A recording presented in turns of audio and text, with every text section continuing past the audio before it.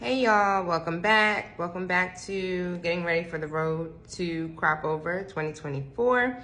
I definitely gave myself about 3 months to mentally prepare and about 2 months to get physically prepared, and about 30 days I became hyper focused on conscious eating. So I followed my human design body graph, and I leaned into less snacking, and it's been surprisingly helpful. I will share what I did to feel carnival ready.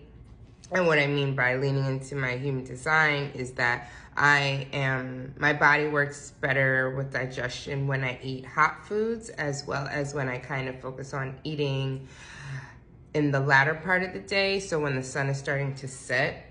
And also my body does well on fasting. So not necessarily feeling like I need to eat 3 times a day or at a certain specific time, but when I'm hungry, I kind of either do light snacks on like fruits and then make sure I drink water. Usually, mostly that's what it is. I just need to drink water.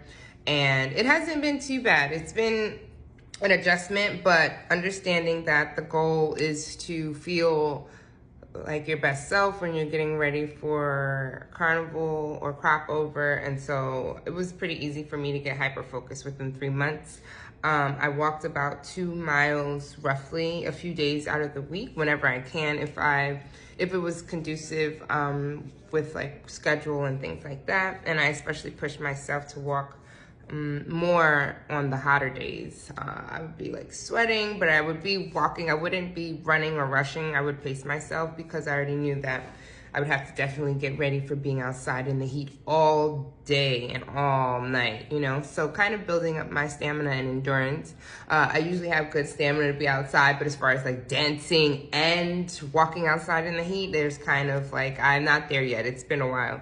And so I worked out on my hammock for upper body strength. And then I did some squats, a lot of squats. I did some squats and a lot more stretches. I also did some practice poses for the carnival costume. There's so many videos and clips of like, what are the different kinds of poses that you should be comfortable in when you have your costume. So, you know, doing the squats with the leg out and, you know, balancing on one leg, one foot, all those things, you know, just so you can help elevate your photos because it's definitely a big show. So I also broke in my carnival boots.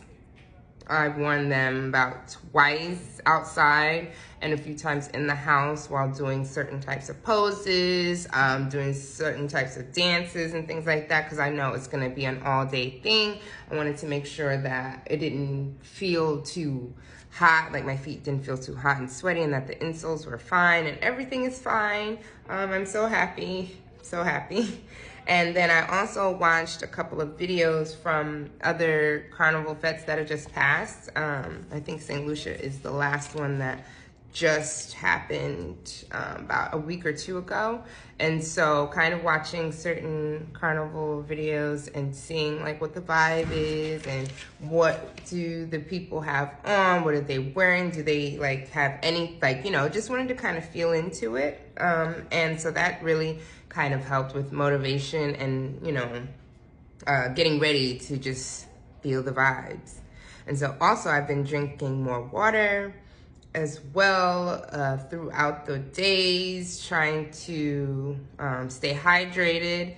And yeah, and so that's kind of the gist of that. I did lose some extra pounds, and that I was not necessarily trying to do. And so I know that I would probably have to do some alterations when I get down there so that my costume would fit. So that's been a little bit of anxiety. It feels like it was a little stressful just thinking like, oh my gosh, my costume's gonna be too big. But we can work with big, okay? Bigger costumes, okay? It might be a little bit more of a struggle if it was in the reverse. So I am showing gratitude and thank you for this carnival body that's ready to go.